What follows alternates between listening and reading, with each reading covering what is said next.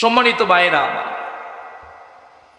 ওই এতিমরা যখন এলাকায় খাবারের আয়োজন হয়, এলাকায় যখন মেজবানের আয়োজন হয়, বিয়ের আয়োজন হয়, একটা এতিমের ছেলে এলাকার 5 তলা 6 তলা 2 তলা 1 তলা বিল্ডিং ঘরওয়ালা মানুষের সাথে যখন বসে, সমাজের সভাপতি, সমাজের নেতৃত্বস্থানীয় লোকদের সাথে বসলে ওই ছেলেটাকে, ওই বিল্ডিংওয়ালা লোকগুলাকে আগে গরুর মাংসগুলা নিয়ে দেয় না এতিম ছেলেটাকে নিয়ে দেয়?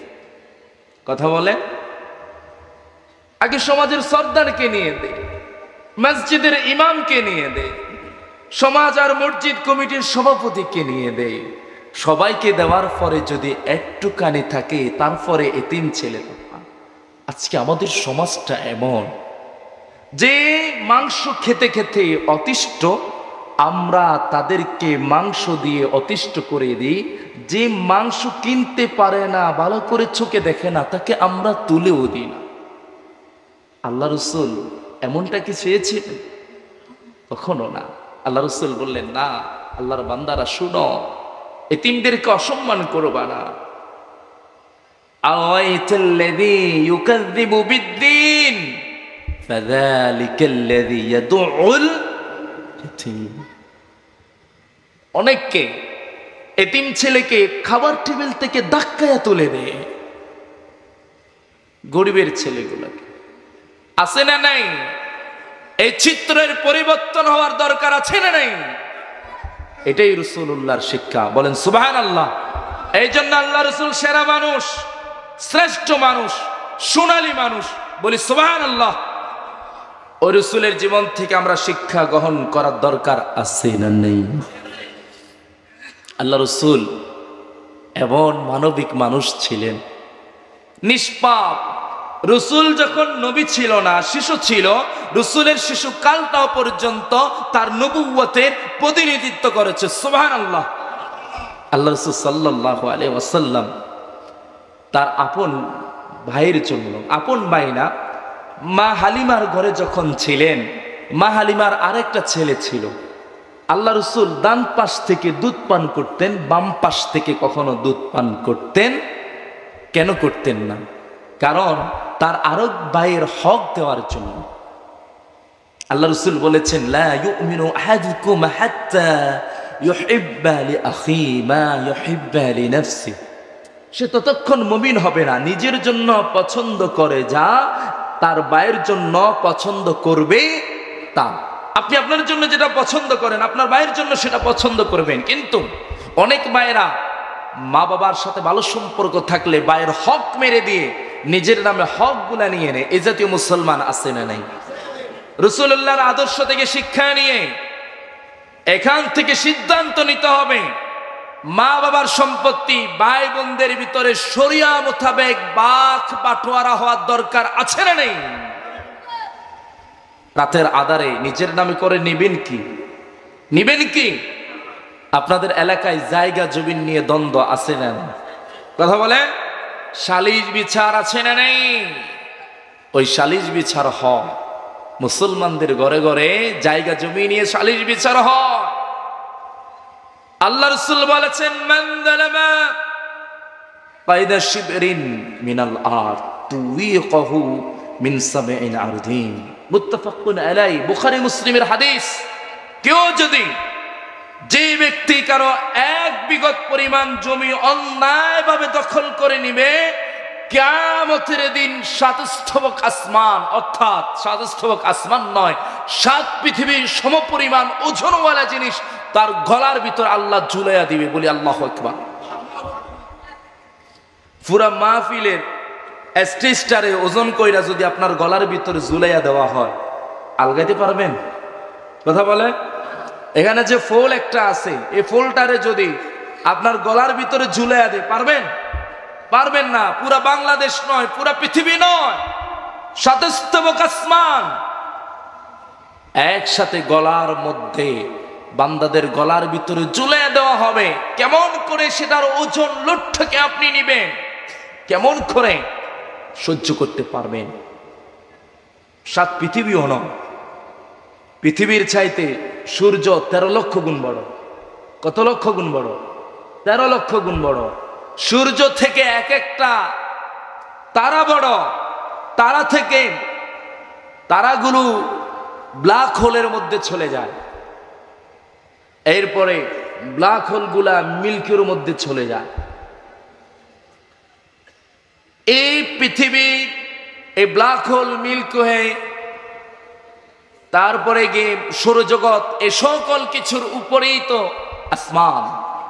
তো সাতস্তবক আসমান, প্রথম আসমানের নিচে যদি এত কিছু থাকে, সাতস্তবক আসমান ওজন করে যদি গলার মধ্যে দিয়া দেয় 1 বিঘত জায়গার জন্য, তো কয় বিঘত জায়গা মেরে দিয়েছেন বাড়ির প্রতিবেশীর, নিজের ঘরের লোকদের? একবার হিসাব করে দেখেন। হিসাব করে করে পাই পাই করে হিসাব করে মানুষদের জায়গা সম্পত্তি বুঝিয়ে দেওয়ার দরকার আছে না নাই? বুঝিয়ে দিলে আশেক, বসিয়ে দিলে রাসূলুল্লাহর উম্মত। আর যদি জায়গা দখল করে, রাসূলুল্লাহর উম্মত না শয়তানের উম্মত? কথা বলেন না।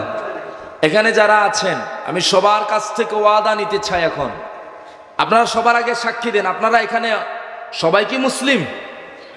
মুসলিম কারা কারা আছেন হাত তুলেন। লিল্লাহে তাকবীর। এ নরম করম আওয়াজ না, জোরে লিল্লাহে তাকবীর, নারায়ে তাকবীর। তো মুসলিম যদি হই, আমরা সবাই যেহেতু মুসলিম, আল্লাহ রসুলের হাদিস আমল করার দরকার আছে না নেই?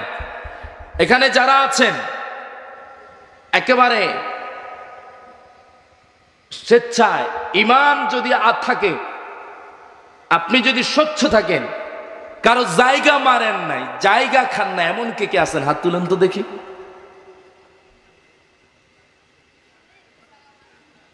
আল্লাহ হাতগুলা কবুল করুক বলি আমি। যারা জায়গা মেরে খেয়েছেন, আজকের আলোচনা আমি এখানে বলে যাই, হয়তো শরমের জ্বালা হাত তুলেছেন, কবরে শরমের জ্বালা হাত তুললেও লাভ হবে না, পার পাওয়া যাবে না। জায়গা বুঝিয়ে দেওয়ার দরকার আছে না নাই? কথা বলেন না কেন? বুঝিয়ে দেওয়ার দরকার আছে না নাই? মসজিদের ইমামকে নামাজের ইমাম বানিয়েছেন, মসজিদের ইমাম বানান নাই। মসজিদের ইমাম যদি বানাইতেন, মসজিদের ইমামে যার যার জায়গায় বেজাল আছে, জবরদখল করেছে, ইমামের দায়িত্বে এসব অন্যায়গুলো প্রতিহত করা হতো, ঠিক কিনা? কিন্তু ইমামদেরকে বানায় আছে গোলামের মতো, নেতার মতো বানায় না, ঠিক কিনা? ইমাম হবে ইমামের মতো, ইমামরা কথা বলবেন এই সমস্ত অন্যায়ের ব্যাপারে। অনেক মানুষ এমন আছে বিগত সময়ে জায়গা মেরে খাচ্ছে, রাজনৈতিক শেল্টার নিয়েছে, নেতাদের ধরেছে, নেতাদেরকে ধরে 500, 1000, 2000 টাকা দিয়ে আরেকজনের জায়গা দখল করার মতো লোক সমাজে আছে না নাই? কথা বলেন না কেন? আছে না নাই? 500 টাকায়, 1000, 2000 টাকায় বিক্রি হয়ে যায়। আরেকজনের জায়গা আরেকজনকে বুঝিয়ে দেয়। এই কাজগুলো আগে যারা যারা করেছে, এই সমস্ত কাজগুলাকে বন্ধ করে দিয়ে প্রকৃত হকদারকে তার হক ফিরিয়ে দেওয়ার দরকার আছে না নাই? বর্তমানেও আগের মতো আপনারা একই কাজ করবেন কি? একই কাজ করবেন কি? ওয়াদা দেন, ক্ষমতার অপব্যবহার করে মানুষের জায়গা সম্পত্তিকে জবরদখল করা যাবে? যাবে? যাবে? কোন ভাইয়ের হক নষ্ট করা যাবে কি মুসলমান? যাবে না। মক্কার যুগে মানুষের হায়াতের দাম ছিল না, যে যারা পারে তারে মারে, যে যাকে পারে তাকে মারতেছে। আল্লাহ রাসূল সাল্লাল্লাহু আলাইহি ওয়াসাল্লাম তিনি এসে বললেন, একটা মানুষকে অন্যায়ভাবে হত্যা করা মানে গোটা দুনিয়ার সব মানুষকে হত্যা করার সমান। সুবহানাল্লাহর আওয়াজ নেই। ক্ষমতার জন্য একজন আরেকজনের মারার ঘটনা বাংলাদেশও আছে না নাই? পৃথিবীতে আছে না নাই? গত কয়েকদিন আগে ক্ষমতার কারণে জুলাই আগস্টে শত শত ছাত্রদেরকে সহ আন্দোলনকারীদেরকে হত্যা করা হয়েছে, ঠিক কিনা? আমাদের কিছু মিসগাইড হওয়া লোক ইসলাম কায়েম করবে বলে সারা দেশে আমরা যখন হত্যার বিরুদ্ধে কথা বলি, প্রত্যেকটা হত্যার বিরুদ্ধে কথা বলতে হবে, ঠিক কিনা? 21শে আগস্ট যারা গ্রেনেড হামলা করেছে, এরা কি ন্যায় করেছে না অন্যায় করেছে? কথা বলেন। 64 জেলায় যারা বোমা হামলা করেছিল, এরা কি ন্যায় করেছে না অন্যায় করেছে? এরা ইসলামের নামে অপকর্ম করেছেন, এদেরকে শাস্তির আওতায় আনার দরকার আছে না নেই? যারা 28শে আগস্ট লগি বৈঠা নিয়ে মানুষ মেরে বাপ্পা আদিত্য বসু সহ যারা লাশের উপর নৃত্য পরিবেশন করেছিল, এরা কি ন্যায় করেছে না অন্যায় করেছে? যারা আগস্টে সাইদ, মুগ্ধ, শান্ত সহ আরো যাদেরকে হত্যা করেছে, এরা ন্যায় করেছে না অন্যায় করেছে? ঢাকা বিশ্ববিদ্যালয়ে তোফাজ্জেল সহ জাহাঙ্গীরনগর বিশ্ববিদ্যালয়ে একটা ছাত্র সংগঠনের ছেলেকে যারা হত্যা করেছে, এরা অন্যায় করেছে। আমরা ন্যায় বলি না। একজন মানুষ হত্যা করা মানে গোটা দুনিয়ার সব মানুষকে হত্যা করার সমান। সুবহানাল্লাহ। কেউ যদি অপরাধী হয়, খলিফা ওমর রাসূলুল্লাহর হায়াত জীবদ্দশায় যুদ্ধ হয়েছে, মল্ল যুদ্ধের সিস্টেম, একজন আরেকজনের সাথে প্রথমে যুদ্ধ হবে, ওই যুদ্ধ যে পরাজিত হবে তাকে হত্যা করা হবে। খলিফা ওমরের সাথে যে যুদ্ধ করেছে, যুদ্ধ করার পরে সে পরাজিত যখন হয়েছিল, সে ওমরের দিকে থুতু নিক্ষেপ করেছিল। ওমর তাকে হত্যা করার কথা ছিল, তলোয়ার নামিয়ে দিয়েছে। সে বলল, কেন হত্যা করছো না? ওমর বলেছিল, তোমাকে হত্যা করা এতক্ষণ পর্যন্ত ফরজ ছিল, জায়েজ ছিল, কিন্তু যখনই তুমি আমার মুখের দিকে থুতু নিক্ষেপ করলা, এই অবস্থায় আমি যদি তোমাকে হত্যা করি, আল্লাহ যদি বলে এই ওমর রাগের কারণে, ক্রোধের কারণে এর গলায় তুমি তলোয়ার চালিয়েছ, আল্লাহর কাছে কি জবাব দিব? যাকে হত্যা করা হালাল, কে হত্যা করা থেকে বিরত হয়ে গিয়েছে। সুবহানাল্লাহ। যারা আগস্ট হত্যাকাণ্ড চালিয়েছে, সন্ত্রাসী কার্যক্রম চালিয়েছে, জুলাই সন্ত্রাসী কার্যক্রম চালিয়েছে, ছাত্রদের দিকে গুলি তাক করেছে, এই সন্ত্রাসীগুলোকে নিজ হাতে হত্যা করার কোনো এখতিয়ার ইসলাম দেয়নি। আপনি কি করতে পারবেন? রাষ্ট্রীয় আইনের আওতায় আনেন। আর আমাদের বস্তা পছা রাষ্ট্রীয় যে আইন, আল্লাহ রসুলের আইন, আল্লাহর আইন, আল্লাহ রসুলের আদর্শ, আল্লাহর হুকুমাত দ্বারা রাষ্ট্রের সংসদ চলে না, সংবিধান চলে না, বিচার সভা চলে না। ঠিক সেই কারণে বারবার একই হত্যার ঘটনা বাংলার জমিনও আছে না? মক্কা থেকে মানব হত্যা বন্ধ করে দিয়েছিল, প্রায় হত্যাটা প্রায় বন্ধ হয়ে গিয়েছে। কি কারণে? আল্লাহর আইন এসেছিল, তুমি হত্যা করেছো, তোমার বিধান তোমাকে হত্যা করতে হবে। কে করবে? শরিয়া আইন দ্বারা রাষ্ট্র করবে। হত্যার প্রমাণ পেয়েছে, সাথে সাথে রায়, সাথে সাথে কেসাস। যদি কেউ পরিবারের সাথে সমঝোতা করে তাহলে সেটা ভিন্ন বিষয় ছিল। কিন্তু আজকে হত্যা করলো, এখন পৃথিবী দেখেছে, রাষ্ট্র দেখেছে, হত্যাকারী হত্যার কথা স্বীকার করার পরও মাস যায়, দিন যায়, বছর যায়, তারপরও তার বিচার হয় না। এই জাতীয় সংস্কৃতি মুসলমানরা আছে না নাই? এই সংস্কৃতি থেকে উঠে আসার দরকার আছে না নাই? মানব হত্যা বন্ধ হবে না যদি এ বস্তা পছা ব্রিটিশদের আইন দ্বারা রাষ্ট্র পরিচালিত হয়। মানুষের অধিকার প্রতিষ্ঠা করা যাবে না। মানুষের অধিকার প্রতিষ্ঠা করতে হলে কোরআন দ্বারা সমাজকে, রাষ্ট্রকে পরিচালনা করার দরকার আছে না নাই? অনেকে বলে এটা দ্বারা পরিচালনা করলে অমুসলিমদের কি হবে? ইসলাম কি বলে? তার দেবদেবীকে গালি দিবা না, তার মূর্তিকে ভাঙচুর করবা না। শুধু আল্লাহ রাসূল বলেছেন, দিমাইকুম ওয়া দিমাউনা নিসাইকুম ওয়া নিসাউনা। অমুসলমানদের শরীরে যেই রক্ত, মুসলমানদের শরীরেও সেই রক্ত। সুবহানাল্লাহ। মুসলমান আদমের ছেলে, একজন হিন্দু, বৌদ্ধ, খ্রিস্টান, সে কার ছেলে? কথা বলেন না কেন? কার ছেলে? আদম আলাইহিস ইসলামের ছেলে। আমাদের স্ত্রীরা আমাদের কাছে যেমন পুত পবিত্র, তাদের কাছেও পুত পবিত্র। সম্মানিত ভাইয়েরা আমার, মানব রচিত আইন দ্বারা অরাজকতা, বিশৃঙ্খলা কখনো বন্ধ করা যাবে কি? সবাই একসাথে উচ্চার করে কথা বলেন, যাবে কি? সমাজে শান্তি প্রতিষ্ঠার জন্য কিসের প্রয়োজন আছে? আওয়াজ দেন, সবাই একসাথে সাক্ষী দেন, কোরআন ছাড়া সমাজে শান্তি প্রতিষ্ঠা করা যাবে কি? আহা মুসলমান, কোরআন মানতে এত কষ্ট, মুখ দিয়ে আওয়াজও আসে না। সবাই সাক্ষী দেন, কথা বলেন। প্রচলিত রাষ্ট্রীয় আইন দিয়ে অপরাধগুলা বন্ধ করা যাবে কি? কোরআনের আইন যদি আসে বন্ধ করা যাবে কি যাবে না? কিন্তু কোরআনের আইনের ব্যাপারে আপনার আর আমার ভূমিকা কি? আপনার আর আমার অবস্থান কি? আল্লাহ জিজ্ঞাসা করবে, আল্লাহ প্রশ্ন করবে।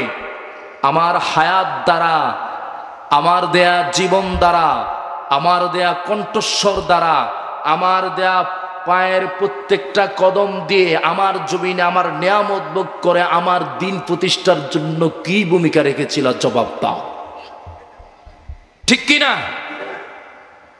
সম্মানিত হাজিরিন, আল্লাহ রসুল কেন এসেছেন? আল্লাহর দিন প্রতিষ্ঠার জন্য, আল্লাহর আইন প্রতিষ্ঠার জন্য, আল্লাহর বিধান প্রতিষ্ঠার জন্য। কোরআন এসেছে, কন্যা হত্যা বন্ধ হয়ে গিয়েছে, স্ত্রীকে বিক্রি করা বন্ধ হয়ে গিয়েছে, মা বাবাকে বেজ্জতি করা বন্ধ হয়ে গিয়েছে, এতিমের সম্পত্তি মেরে খাওয়া বন্ধ হয়ে গিয়েছে, জুলুম, নির্যাতন, লুটতরাজ, লুণ্ঠন, দর্শন, অত্যাচার সবকিছু বন্ধ হয়ে গিয়ে জাহেলি যুগ যেটা ছিল সেটা সোনালী যুগ, স্বর্ণের যুগে পরিণত হয়েছে।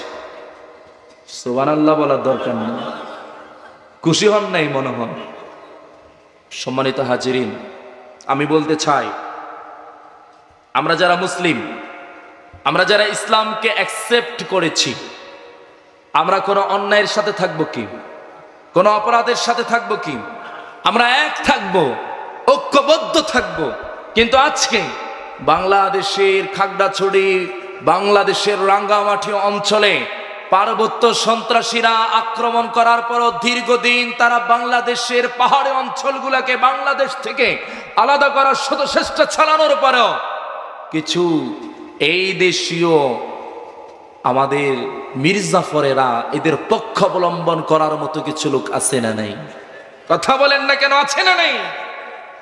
আজকে যখন তারা সেনাবাহিনীকে এই অঞ্চলগুলাতে আসতে দিচ্ছে না, বিগত সময়ে সেনাবাহিনী না থাকার কারণে তারা পাহাড়িরা বাঙালি দোকানগুলো থেকে ট্যাক্স নিত, বাঙালিদেরকে কোনো বসত বাড়ি করতে দিত না, তাদের অনুমতি ছাড়া কোনো কার্যক্রম পরিচালনা করতে দিত না।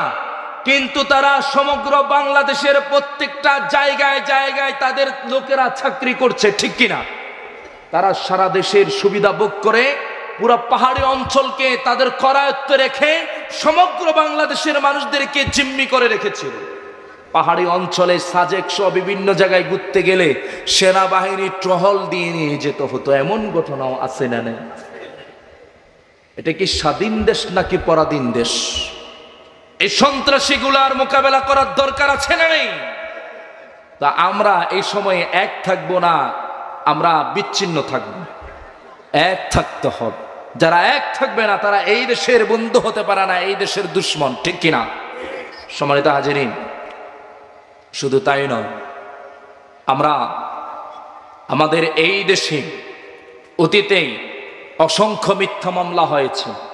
আমি রাসূলুল্লাহর সিরাত থেকে অনেকগুলো আলোচনা করেছি, আমাদের প্রধান বক্তা আসলে আলোচনা শেষ করে দেব। আমাদের দেশে অতীতে কি মিথ্যা মামলার ঘটনা আছে না নাই?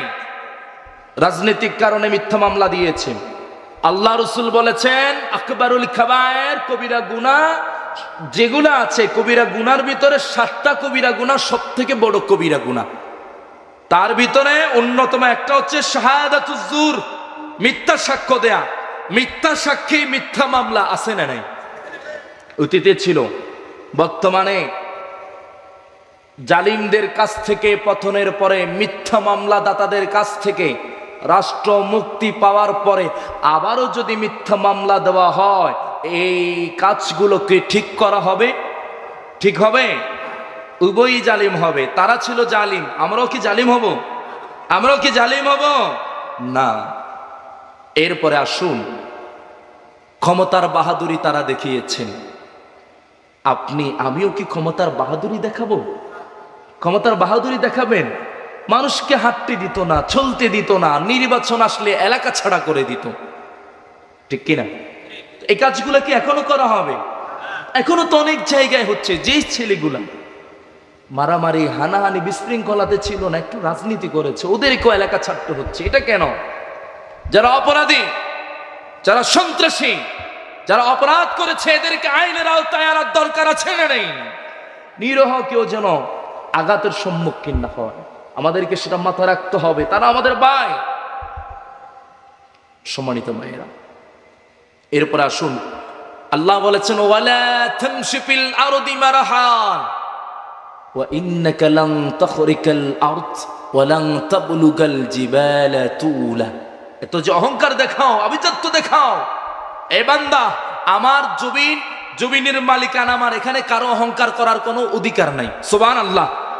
এত অহংকার দেখাও, অহংকারী মানুষ, তুমি কি লম্বায় পাহাড়ের উপরে যেতে পারবা? আর আমার দেয়া মাটি জমিনকে বেদ করে জমিনের ভিতর দিয়ে কি তুমি হাঁটতে পারবা? কেউ পারবে কি? কিসের অহংকার? আল্লাহ বলে ক্ষমতার অহংকার করা যাবে না। যে ক্ষমতার অহংকার দেখাবে, দাম্ভিকতা দেখাবে, যে স্বৈরাচারীর মতো আচরণ করবে, জুলুম করবে, তার পরিণতি এর থেকে কম হবে না, এর থেকে আরো ভয়াবহ হবে। ঠিক কিনা?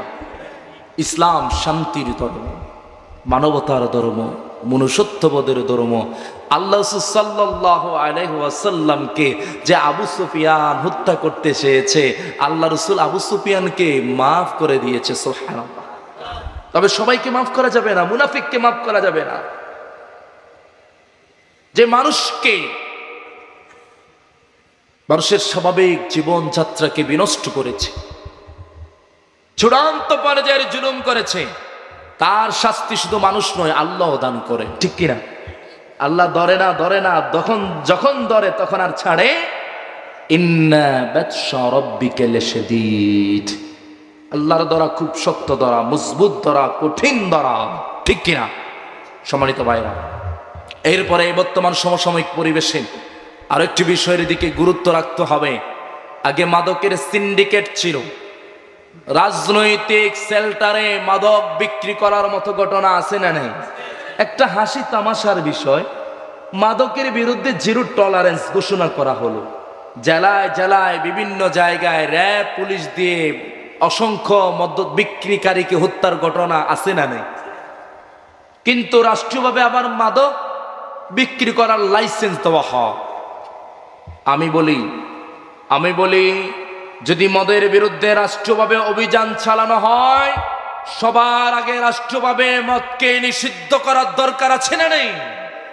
একদিকে রাষ্ট্রীয়ভাবে মদকে আমরা লাইসেন্স দিব, বিক্রির অনুমতি দিব, লাইসেন্সদারীরা বিক্রি করতে পারে, আর টাকার অভাবে, অর্থের অভাবে ফকির মিসকিনেরা বিক্রি করলে এদের মারতে হয়। বন্ধ করলে সবটা বন্ধ করো। ঠিক কিনা? তবে সমাজকে বিনষ্ট করতে দেওয়া যাবে না। যারা মদ বিক্রি করে এদেরকে পুনর্বাসন করবেন, যদি অভাবী হয় এদের মদ বিক্রিটা বন্ধ করবেন। যে নেতাগুলা টাকার লোভে এই মদ বিক্রি করে, আপনারা যারা এই মদ বিক্রির সাথে সংশ্লিষ্ট পরিবারের লোকেরা আছেন, শুনেন, 10 শ্রেণীর মানুষের জন্য আল্লাহ তার রসুল গোটা দুনিয়ার লানত। যারা মদ বিক্রি করে, যারা মদ পরিবহন করে, যারা মদ খায়, তাদেরকে যদি কেউ মদ ঢেলে দেয়, পরিবেশনকারী, মদ কিকারী, পরিবেশনকারী, মদের সাথে সংশ্লিষ্ট ব্যক্তি, এই সমস্ত 10 শ্রেণীর মানুষের জন্য আল্লাহ তার রসুল এবং ফেরেশতাদের লানত। বলি না নাউজুবিল্লাহ। যারা মদ পান করে এই অবস্থায় মারা যায়, রাসূলুল্লাহ বলেছেন মুদমিনুল খামর ওয়া ইন মাতা কাফেরা। এই অবস্থায় মারা গেলে সে ডাইরেক্ট কাফের, এবং কি কিছু বিবরণ আছে এর কবর দেওয়ার কোনো বিধানই নেই। নাউজুবিল্লাহ বলবেন না? আবার অন্য হাদিসে এসেছে মুদমিনুল খামর ওয়া ইন মাতা কাআবিদি ওয়াসান। এই অবস্থায় মারা গেলে মূর্তি পূজারকারী, মূর্তির পূজা করলে, দুর্গার পূজা করলে, কালীর পূজা করা অবস্থায় কেউ যদি মারা যায়, তার অবস্থা যেমন ওই মুসলমান নামদারি মদতির অবস্থাও তেমন। নাউজুবিল্লাহ বলবেন না? তো মদের সাথে আপনাদের এই অঞ্চলের সাথে কোনো সম্পর্ক রাখা যাবে? পাহাড়ি অঞ্চল তো মনে হয় মদের আনাগোনা কম নাকি বেশি? আনাগোনা কম নাকি বেশি? আমার মা বোনেরা, মদতির জামায় বউ হয়েন না। মদতির ছেলে মেয়ে হওয়ার ভিতরে সম্মান নাই, ইজ্জত নাই। দুনিয়াও ইজ্জত ছাড়া, আখিরাতও ইজ্জত ছাড়া। দুনিয়ার আখিরাতের ইজ্জতের জন্য হলে মদতে এই সমস্ত মাদকের সাথে, কারবারের সাথে সম্পর্ক রাখা যাবে। এরপর আসুন, মানুষকে ক্ষমা করবেন, ক্ষমা প্রদর্শন করবেন, মানুষের উপর দয়া করবেন। আল্লাহ রাসূল সাল্লাল্লাহু আলাইহি ওয়াসাল্লাম এত দয়ালু ছিলেন, এত দয়ালু ছিলেন। আল্লাহ রাসূল সাল্লাল্লাহু আলাইহি ওয়াসাল্লাম যে মক্কার মানুষরা রসুলকে মক্কা থেকে তাড়িয়ে দিয়েছে, মক্কায় যখন আল্লাহ রসুল ফিরে আসলেন, বিজয় করলেন, মক্কা বিজয়ের সেনানী, মক্কার প্রেসিডেন্ট, তিনি যখন বিজয় করতে আসলেন, এক বুড়ি মক্কা থেকে পালিয়ে যাচ্ছে, মাথার ভিতরে বোঝা। আল্লাহ রসুল ওই বুড়ির কাছে গেলেন, বুড়িকে বললেন, মা তুমি যাচ্ছ কোথায়? বুড়ি বলল, মক্কায় আব্দুল্লাহর ছেলে মুহাম্মদ এসেছে, আমি তার ভয়ে পালাচ্ছি। আব্দুল্লাহর ছেলে মুহাম্মদ যদি পায় আমাকেও হত্যা করতে পারে। আল্লাহ রাসূল বললেন, আপনি এত বড় একটা বোঝা নিয়ে যাচ্ছেন, আপনার তো কষ্ট হবে, একটা কাজ করেন, আপনার বোঝাটা আমার মাথায় তুলে দেন। সুবহানাল্লাহ। আল্লাহ রাসূল সাল্লাল্লাহু আলাইহি ওয়াসাল্লাম ওই বুড়ির বোঝাটা মাথায় নিয়ে হেঁটে হেঁটে যাচ্ছেন। হেঁটে হেঁটে যাওয়ার পরিশেষে ওই বুড়িকে মাথা থেকে বোঝাটা যখন নামিয়ে দিলেন, বুড়ি বলল, আচ্ছা বাবা, আমি তো তোমাকে ঠিক মতো চিনলাম না, আসলে তুমি কে? আর আরেকটা বিষয়, তুমি যে এত কষ্ট করলা, আমার কাছে তো টাকা কোটি এমন কিছু নাই যে আমি তোমাকে তোমার পরিশ্রমের বদলা দিব। তবে তোমার পরিশ্রমের বদলা দিতে না পারলেও তোমাকে একটা উত্তম পরামর্শ দিচ্ছি, তুমি আব্দুল্লাহর ছেলে মুহাম্মদকে যেখানে দেখবা তার থেকে পালিয়ে বাঁচবা, সে যদি তোমাকে দেখতে পারে তোমাকে হত্যা করবে। আল্লাহ রাসূল বললেন, বুড়িমা, আপনি কি কখনো সেই আব্দুল্লাহর ছেলে মুহাম্মদকে দেখেছিলেন? বুড়ি উত্তর দিল, না, আমি তো আব্দুল্লাহর ছেলে মুহাম্মদকে দেখি নাই। একথা বলার পর বুড়িমা বললেন, বুড়িমা, একথা বলার পর আল্লাহ রাসূল বললেন, ও বুড়িমা, যে মুহাম্মদের ভয়ে আপনি পালিয়ে বেড়াচ্ছেন, আমি যদি বলি সে মুহাম্মদ, এই মুহাম্মদ, বুড়ি বললেন, এই মুহাম্মদ মানব হত্যাকারী হতে পারে না। সুবহানাল্লাহ। ক্ষমতা পেয়ে আল্লাহ রাসূল কামলাগিরি করেছে। সুবহানাল্লাহ। এটা কি গিরি? কামলাগিরি। এটা কি গিরি? মানুষের সহযোগিতা করা, মানব সেবা করা। আল্লাহ বলেছে, বান্দারে, তোদেরকে যখন আমি বিজয়ী দিই, তোমরা কি করবা?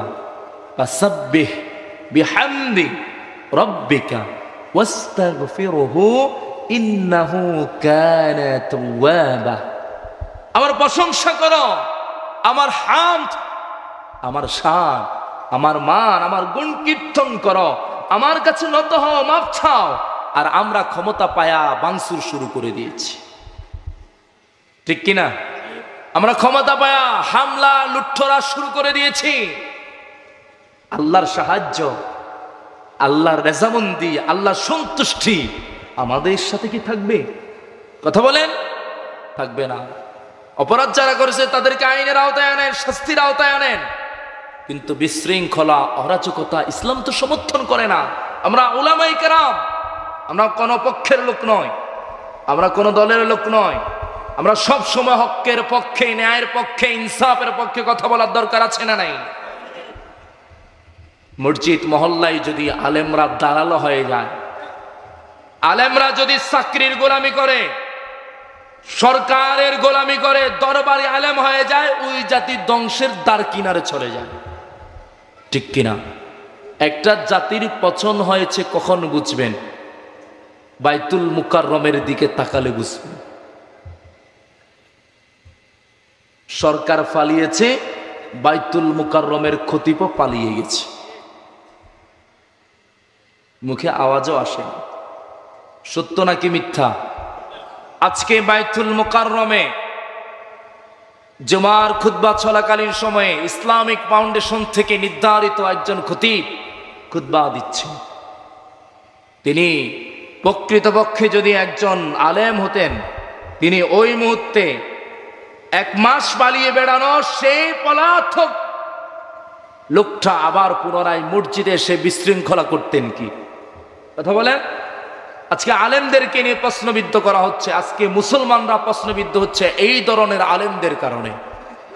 যারা ক্ষমতায় থাকবে আমরা তাদের তাবেদার হব না, যারা ক্ষমতায় থাকবে আলেমরা তাদের সুবিধাভোগী হবে না, বরঞ্চ তাদের অন্যায়ের বিরুদ্ধে কথা বলতে গিয়ে প্রয়োজন আলেমদের গলার ভিতরে পাশের রশি আসবে, তারপরও তাবেদারি করার কোন সুযোগ থাকতে পারে? রাসূলুল্লাহকে প্রস্তাব দিয়েছে, ও মুহাম্মদ, নারী চাইলে নারী দেব, গাড়ি চাইলে তুমি যদি সম্পত্তি চাও সম্পত্তি দেব, ক্ষমতা চাইলে ক্ষমতা দেব, নেতৃত্ব কর্তৃত্ব চাইলে কর্তৃত্ব দেব। রাসূলুল্লাহ বলেছেন, আমি আমার কর্তৃত্ব না, আমি দুনিয়ার কিছু চাই না, আমি আল্লাহর হুকুমত চাই। সুবহানাল্লাহ। আর আমাদের উলামায়ে কেরাম অনেকে আছেন দুনিয়ার সুযোগ সুবিধার জন্য সরকারের পা ছাড়তে দ্বিধাবোধ করে না, আছে না নেই?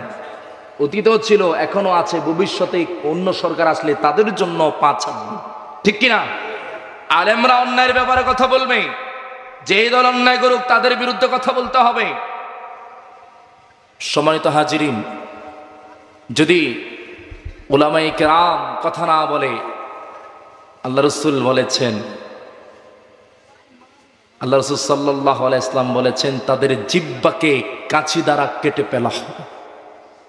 আল্লাহু আকবার। আরো জোরে বলিন আল্লাহু আকবার।